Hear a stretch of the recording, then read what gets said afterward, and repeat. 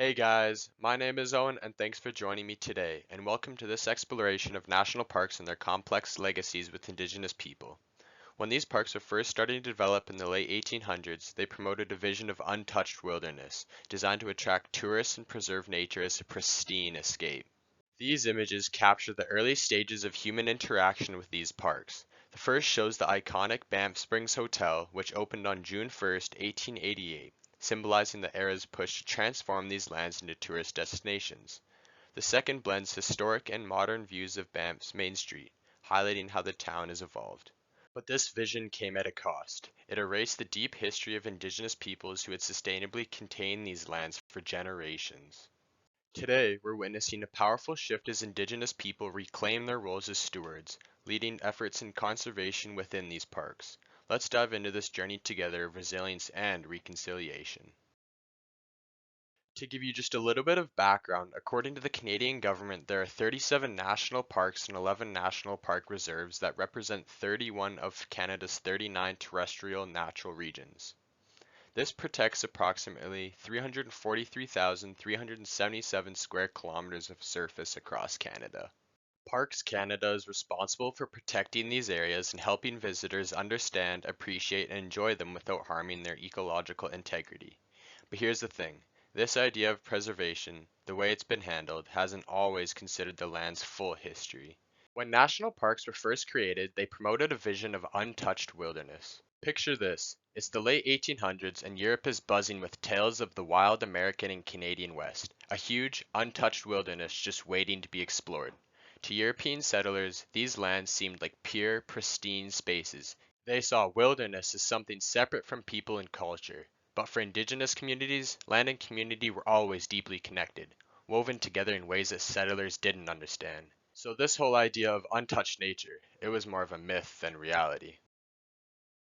An example of why this is way more of a myth than reality, well, it's because indigenous nations like the Stoney had been living, hunting, and caring for the lands in Banff for thousands of years. But when Banff National Park was established, the Stoney people were forced off their lands and traditional practices were criminalized.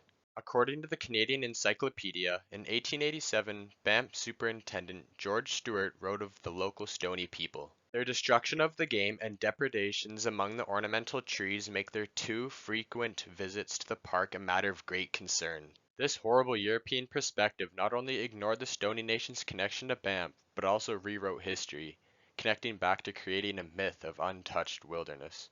Now, let's dive into the impact of displacement on indigenous communities, a component often overlooked in discussion about national parks. As you know now, when these parks were created, thousands of indigenous people were forced off lands they lived on, cared for, and depended on for generations. Displacement didn't just mean losing a home, it cut communities off from an entire way of life. All First Nations across the country hunted and gathered plants for both food and medicinal purposes only. Hunting, fishing, and gathering weren't just survival activities, they were essential to culture and family traditions. The Government of Canada stated that communal hunts for bison in a lot of the parks took place in June, July, and August. This is when the bison were at their prime, with fat in its meat at its best and hides were easily dressed. A single bison could provide a huge amount of meat, with bulls averaging around 700 kilograms. But once these lands became parks, these practices were restricted or banned. We can all conclude that this loss wasn't just physical, it meant losing cultural heritage and self-sufficiency. Now, let's discuss the myth of pure nature. National parks were marketed as clean, unspoiled areas when they were first established. However, this notion disregarded the fact that these lands had been inhabited, hunted, and tended by indigenous people for thousands of years. These people were experts in sustainable practices, from controlled burns to hunting cycles that kept ecosystems in balance. But when these parks were established, these practices were suddenly criminalized. Controlled burns, essential for preventing wildfires, were banned. Hunting and gathering were restricted, cutting communities off from vital food and medicine sources. What was called pure nature became a justification for pushing indigenous people off their lands, erasing the deep relationship that they had with these environments. This myth didn't just impact the land, it criminalized a way of life. To end off, I wanted to talk a bit about modern reconciliation efforts. In recent years, BC Parks acknowledges that partnerships with Indigenous peoples weren't always central to park management, but today, reconciliation is at the core of what they do. Through hundreds of projects with First Nations, BC Parks is building meaningful, respectful relationships and working to integrate Indigenous knowledge and values into land stewardship.